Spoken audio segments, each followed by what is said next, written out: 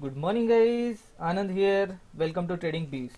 सो guys, आज की date है अक्टूबर 29th, डे है फ्राइडे और टाइम हो रहा है करीबन 9:35 और बहुत ही जल्दी हमने एक ऑर्डर एग्जीक्यूट कर लिया है टाटा कंज्यूमर प्रोडक्ट्स में, जिसके अंदर हमने टाटा कंज्यूमर में बाय किया हुआ है। और मेरी बाइंग की जो पोजीशन है वो एग्जैक्टली 802 है और जिसका एसएल है 799 का। सो गाइस, यहाँ पे मैंने बाइंग की है, ये मेरा एसएल है। इसके पीछे का पूरा लॉजिक मैं आपको एक्सप्लेन करता हूँ और इसके अंदर हम जो टारगेट एक्सपेक्ट कर रहे हैं ना गाइस, वो है 816 का। अभी देखिएगा, ये काफ़ी अच्छी एक सपोर्ट लेवल थी जिसको इसने ब्रेक करने की कोशिश की और ब्रेक करने की कोशिश की, लेकिन दूसरी ही कैंडल ने इसको, इसकी क्लोजिंग जो है ये सपोर्ट लेवल के ऊपर कर दी। इसका ही मीनिंग ये होता है कि सपोर्ट लेवल थोड़ी स्ट्रांग है और जैसे ही क्लोजिंग 802 के ऊपर हुई तभी मैंने मेरी बाइंग एग्जीक्यूट कर ली थी और मेरा एसएल जो है वो 799, मतलब ये जो कैंडल है इसके नीचे मैंने लगाया था। और हमारा जो टारगेट है वो है 816 का।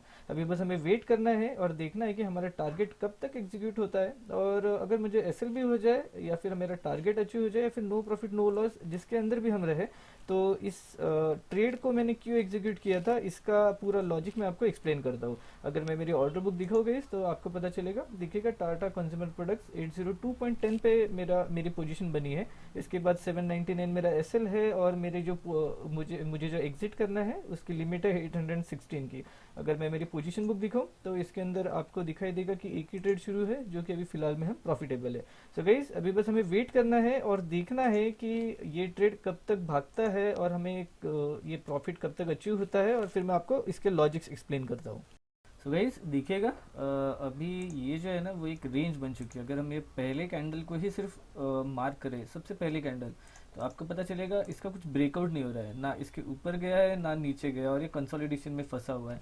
सो बहुत ही सुंदर पैटर्न फॉर्म हुआ है इधर, बहुत ही अच्छा पैटर्न फॉर्म है। अभी ये जो ब्रेकआउट है ना, कोई भी, जैसे ये हाईएस्ट लेवल बनी है करीबन 808.85, 85-95 के आसपास, तो ये जब लेवल ब्रेक हो जाएगी ना, इसके अंदर अच्छा मोमेंटम आ सकता है और आया वक्त तो एक ही कैंडल में हमारा टारगेट हो सकता है। क्योंकि अगर आप देखोगे तो सुबह से अभी देखिए, बस ये ब्रेकआउट के वर्ज के ऊपर ही है और शायद से ब्रेकआउट होने वाला है अभी। और चलिए हो गया है। सो बस वेट करना है और देखना है कि हमारा अभी टारगेट कब अटेन होता है, क्योंकि देखिए बहुत ही सुंदर पैटर्न फॉर्म हुआ था, करीबन एक डेढ़ घंटा एक ही पैटर्न में था, मतलब एक ही स्क्वायर बॉक्स के अंदर था और ये ब्रेकआउट हो चुका है। सो ये टारगेट अभी जल्दी ही अचीव हो जाएगा। सो जब भी ये टारगेट अचीव होता है गाइस, मैं फिर से वीडियो रिज्यूम करता हूँ और लॉजिक एक्सप्लेन करता हूँ आपको ये वीडियोस के। तो गाइज, यहाँ हमारा टारगेट जो है वो हिट हो चुका है। देखिएगा क्या हुआ ना कि यही से एग्जैक्ट हमारे लेवल से देखिए कितनी कितनी बढ़िया रैली आई है इसके अंदर और एग्जैक्ट हमारा टारगेट ही हिट करके वो वहाँ से रिजेक्ट होने की कोशिश कर रहा है।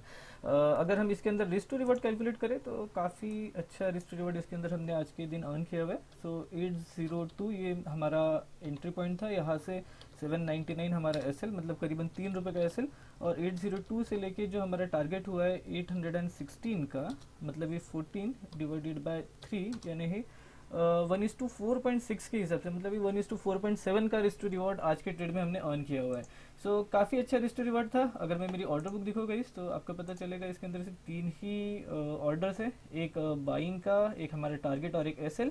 और इसके बाद अगर मैं मेरी पोजीशन बुक दिखो, इसको भी रिफ्रेश कर देता हूँ, मेरी पोजीशन बुक दिखाओ तो इसके अंदर भी एक ही ट्रेड है टाटा कंज्यूमर्स का, जो कि काफ़ी अच्छा ट्रेड था। सो देखिए गाइस, इसके पीछे का लॉजिक मैं आपको अभी एक्सप्लेन कर देता हूँ।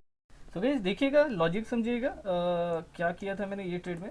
तो देखिए गाइस, ये दिन एक काफ़ी अच्छा फॉल आया था इसके अंदर। जब ये दिन में फॉल आया ना, तब सबसे बड़ा वॉल्यूम जो है वो अगर हम देखें तो ये कैंडल पे आया था। देखिएगा ये वाला वॉल्यूम सबसे बड़ा ये कैंडल पे है। दूसरे दिन अगर देखोगे तो एक अनएक्सेप्शनल वॉल्यूम के साथ यही एरिया से फॉल हुआ था। लॉजिक को समझने की कोशिश कीजिएगा, यहाँ पे बहुत बड़ा वॉल्यूम आया था, दिन का सबसे बड़ा वॉल्यूम।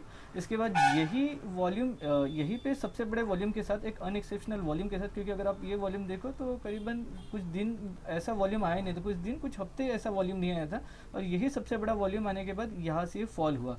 अभी देखिएगा, हमको ये दो कन्फर्मेशन वॉल्यूम्स के मिल गए कि हाँ यार यहाँ पे कुछ ना कुछ हलचल हो रही है, मतलब यहाँ से बाइंग है फिर कुछ ना कुछ सेलिंग हो रही है, और हमको ये तो पता चल रहा था कि यहाँ से प्राइस फॉल हो रही थी।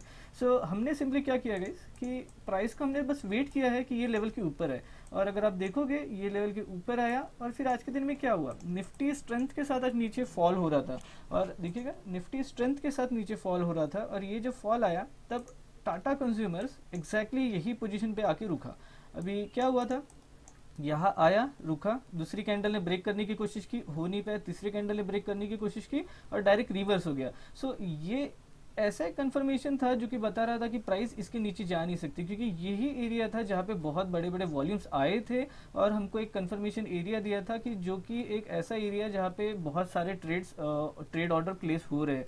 सो हमने क्या किया गाइस, एग्जैक्टली ये जो कैंडल है इसका लो मतलब ये 799 ये ऐसे लगाया था, क्योंकि इसके नीचे प्राइस जा ही नहीं रही थी और यहाँ से रिजेक्ट हो गई थी। और जब ये प्राइस ये लेवल के ऊपर जाके क्लोज हुई 802 पे, तब मैंने मेरी एंट्री पोजीशन बनाई थी। और अगर आप देखोगे तो प्राइस थोड़ी ऊपर गई, एग्जैक्टली यही लेवल पे रुकी। फिर मैंने आपको एक बॉक्स का भी एक्सप्लेनेशन दिया था कि ये जो था ये एक बॉक्स में प्राइस खेल रही थी। अगर देखें हम पहले कैंडल से लेके यहाँ तक, देखिएगा इसके पीछे का भी लॉजिक कैसा होता है गाइस कि ये जो बॉक्स होता है ना ये ब्रेक तो हो जाता है, अगर आप देखोगे तो मैं बताता हूँ आपको कि ये ब्रेक तो हो जाते हैं, लेकिन ये ब्रेक होने के बाद ये वीक्स फॉर्म करते हैं। ये वीक्स का ब्रेकआउट होना इंपॉर्टेंट होता है, तभी सही में बॉक्स का ब्रेकआउट होता है।